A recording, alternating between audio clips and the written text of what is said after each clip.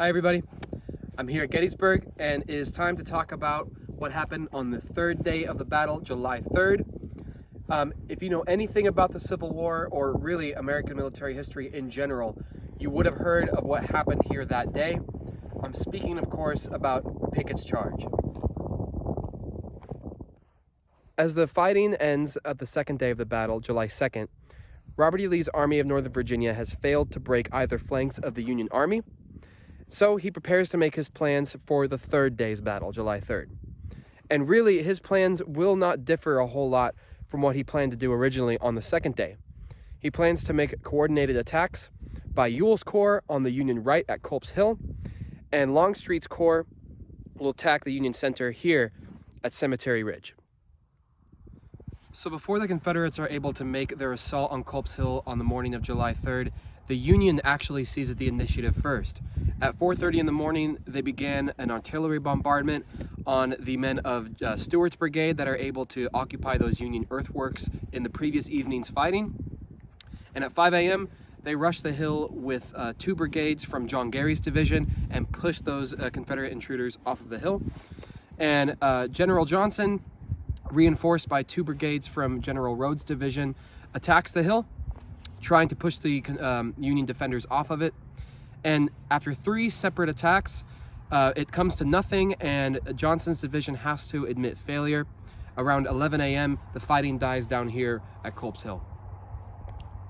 One of the really sad stories of the Battle of Gettysburg is actually the story of Wesley Culp. Wesley Culp is the nephew of Henry Culp, who actually owns this property, the area of Culp's Hill.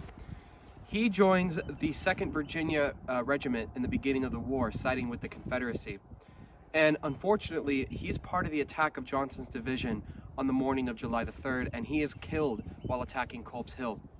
His brother, I believe his name is William Culp, he joins the 87th Pennsylvania Regiment, siding with the Union during the war. And after the death of his brother, regarding him as a traitor, he never speaks of his brother for the rest of his life.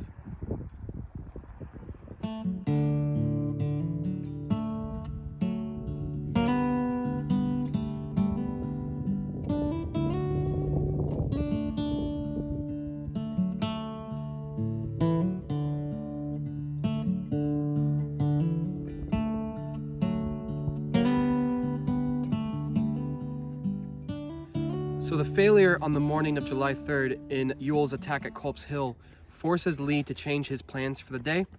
He now plans to make a full frontal assault on Cemetery Ridge, the Union center over there, by 3 divisions under Longstreet's corps. That'll be George Pickett's division, the freshest division in the Army, General Pettigrew's division, and General Trimble's division. And Longstreet, upon receiving his orders, will try to protest against them. He says, "General, I've been a soldier all my life. I have been in fights by the couples, by squads, by companies, regiments, divisions, and armies. And it is my opinion that no 15,000 men arrayed for any battle can attack and take that position." Lee pretty much shrugs Longstreet off and says, "The enemy is there, and I'm going to strike him." Lee orders a massive artillery bombardment on the Union center to soften up their infantry, as well as to hopefully try and disable as many Union artillery pieces as possible. And exactly 1:07 p.m., I guess everybody had their watches synchronized, so we know for sure, 1:07 p.m., the largest artillery duel in the Western Hemisphere opens up as about 170 Confederate guns open up towards the Union center. The Union artillery on Cemetery Ridge are ordered to reserve their ammunition for the inevitable infantry assault that everyone on the Union side is sure will come. So they keep up a sporadic fire to give the impression of a weakening defense. And although some of the units on Cemetery Ridge do receive some casualties, most of the Union line is relatively unscathed. And after about 2 hours of this artillery duel, the Confederate batteries are beginning to run low on ammunition and fear that they won't be able to support the attack itself once it commences. That's when General Pickett goes to Longstreet to ask permission to begin the assault. And Longstreet, being unable to speak, simply nods his head yes.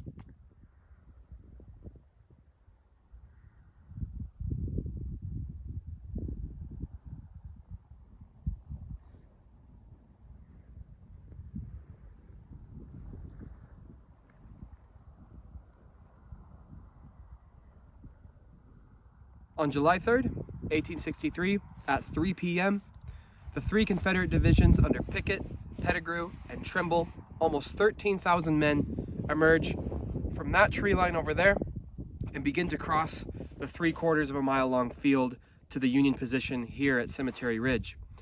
Covering about 100 yards a minute as they advance, they are constantly under fire from the Union artillery that is posted up here. As those three Confederate divisions advance, huge gaps are torn into their lines by the Union artillery, but nevertheless, they continue to move forward. Their rallying point, they've been told, is going to be that grouping of trees right there, forever known as the copse of trees. However, when they get to the Emmitsburg Road here, they begin to try and climb over this fence. The Union infantrymen start to open up with their rifles, and the artillery begin to switch over to canister shot. This is where a massive slaughter takes place as Confederates start to pile their dead bodies, start to pile around this fence line.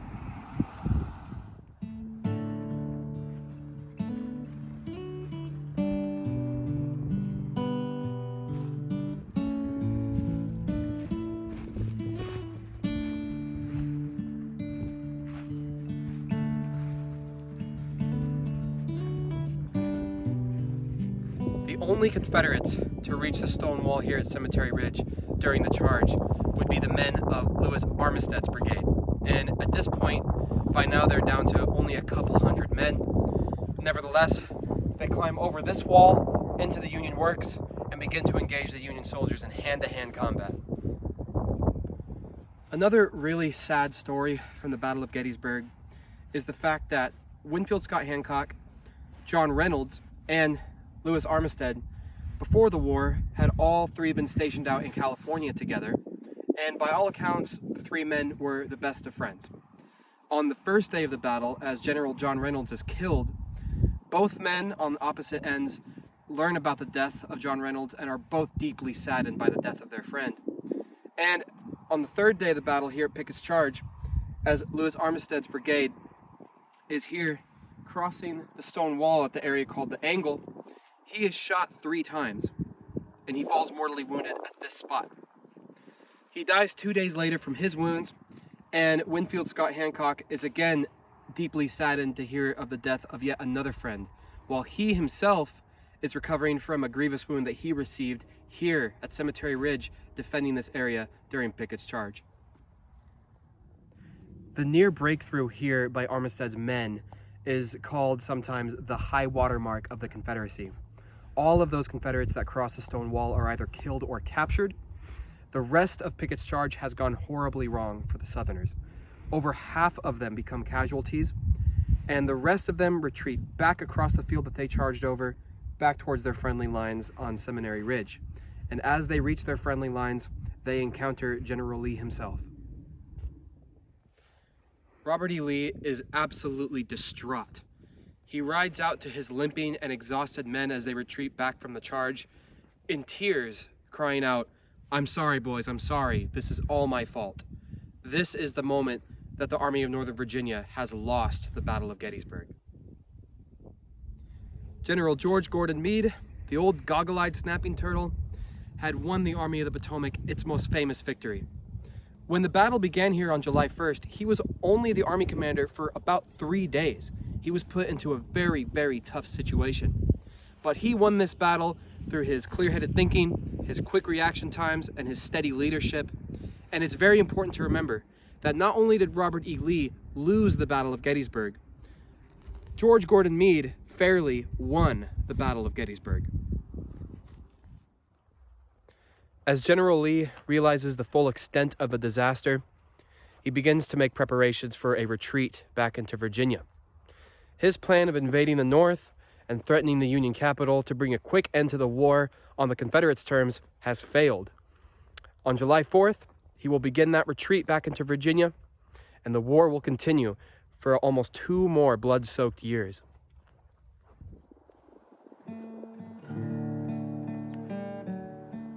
By the end of the day, on July 3rd, 1863, 3 days of battle had claimed a total of around 50,000 casualties. It was the bloodiest battle ever fought on American soil.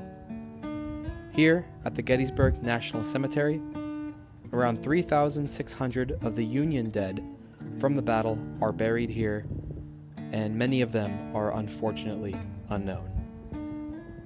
I highly encourage you to visit Gettysburg for yourself to learn more about this crucial battle in American history.